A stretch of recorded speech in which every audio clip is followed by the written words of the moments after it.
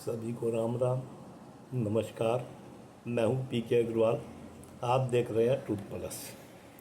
साथियों, ये दिवाली का हफ्ता है। आप सभी को दीपावली की बधाई, शुभकामनाएं। आप खूब दिए जलाएं, जिन्हें अवसर मिले आतिशबाजी बजाएं। तो मेरी तरफ से आप सबको बहुत बहुत शुभकामनाएं। तो इस हफ्ते, क्योंकि दिवाली का उत्सव है, सबसे बड़ा त्यौहार माना जाता है, सबसे खर्चीला भी माना जाता है, तो इस वक्त हम बात केवल दीपावली की करेंगे। तो अभी मेरे सामने एक पोस्ट आई ट्विटर से, जो पहले ट्विटर था अब एक्स हो गया। उसके अनुसार नवरात्रों पे प्रति वर्ष लगभग 50,000 करोड़ का व्यापार होता है। करवा चौथ पे 23,000 करोड़ का, और दीपावली पे लगभग 75,000 करोड़ का। यानी इन तीनों को मिला लें तो लगभग 1.5 लाख करोड़ का व्यापार। अब हिंदू धर्म तो ऐसे ही त्योहारों का धर्म है, छोटे से लेकर बड़े तक बहुत बड़े त्यौहार हैं। इसमें और त्यौहार भी जोड़ रहे हैं, मान लिया भाई, कृष्ण जन्माष्टमी है, शिवरात्रि है, रक्षाबंधन है, दशहरा है, और भी बहुत छोटे मोटे होंगे। अगर हम उनके भी आंकड़े सांकेतिक मान लें तो ये आंकड़ा 1.5 लाख करोड़ से हो सकता है 2 लाख करोड़ तक पहुंच जाए। एक अंदाज़ा बता रहा हूँ, अनुमान लगा रहा हूँ। इसके अतिरिक्त हिंदू धर्म में शादियाँ, भारत में लगभग 1 करोड़ शादी प्रतिवर्ष होती है, जिसमें देश में 80% आबादी आप जानते हैं हिंदुओं की है लगभग।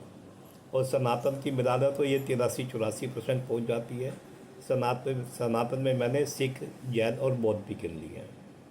बाकी और धर्म वाले भी हैं जो हिंदू रीति रिवाज से शादी करते हैं, लेकिन मैं फ़िलहाल हिंदुओं की ज़्यादा बात कर रहा हूँ, सनातन की बात कर रहा हूँ।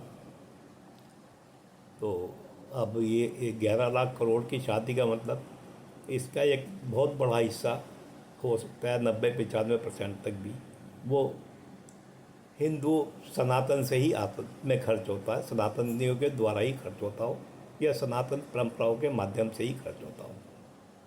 उसे भी जोड़ लें तो ये आंकड़ा लगभग 13 लाख करोड़ पहुंच जाता है। अब 13 लाख करोड़ बहुत बड़ा आंकड़ा है। आपको पता है भारत में प्रति व्यक्ति औसत आय लगभग 2 लाख रुपया है।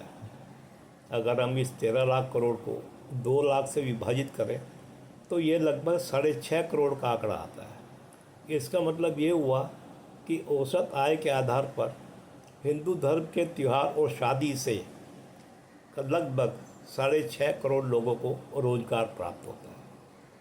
अब ये 6.5 सांकेतिक है, कुछ कम ज़्यादा हो सकता है, कुछ लोग कम कमाते होंगे, कुछ ज़्यादा कमाते होंगे, सांकेतिक है। ध्यान रखें, ये तो 6.5 लाख करोड़, 6.5 करोड़ मैंने आपको दिवाली और 3-4 और हिंदू त्योहारों से बताया। इसके अतिरिक्त तीर्थाटन से जो रोज़गार मिलता है या जो अर्थव्यवस्था बनती है, उसका कोई आंकड़ा हमारे पास नहीं है। आप जानते हैं भारत सनातन की भूमि है, हिंदू, मैं तो इसे हिंदुओं का ही देश मानता हूँ। भारत के तीर्थ स्थल पूरे भारत में फैले हुए हैं, लोग वहाँ की यात्राएं करते हैं, वो भी एक बहुत बड़ी अर्थव्यवस्था है। उससे कितने रोज़गार पैदा होते हैं मेरे पे कोई आंकड़ा नहीं है, लेकिन आप कल्पना कर रहे हैं। इसके अतिरिक्त मंदिर की व्यवस्था, मंदिर निर्माण, मंदिर में मूर्ति स्थापना, मूर्ति के कपड़े, मूर्ति का श्रृंगार का सामान, मंदिरों में फूलों की अर्थव्यवस्था, प्रसाद चढ़ाने की अर्थव्यवस्था, ये सब कितनी है इसका भी आंकड़ा उपलब्ध नहीं है। ये सारी अर्थव्यवस्थाएं, चाहे वो तीर्थों की हो चाहे मंदिर की हो, रोज़गार उपलब्ध कराती हैं। 2 चीज़। इसके अतिरिक्त हम जो घर में पूजा पाठ कराते हैं और रस्में करते हैं जन्म से लेकर मृत्यु तक की, वो कितनी बड़ी अर्थव्यवस्था है उसका भी कोई आंकड़ा मेरे पास नहीं है। तो यानी हो सकता है सनातन संस्कृति मान लें, हिंदू मान लें, ये हो सकता है देश में 9-10 करोड़ लोगों तक को रोज़गार उपलब्ध कराती हो। ये अनुमान है, इससे आप कल्पना कर रहे हैं हिंदू धर्म की अर्थव्यवस्था कितनी विशाल है। ये तो एक पक्ष हुआ। इसके बाद यही अर्थव्यवस्था, यही व्यापार सरकार को टैक्स भी देता हो। कितना जाता है आंकड़े नहीं है।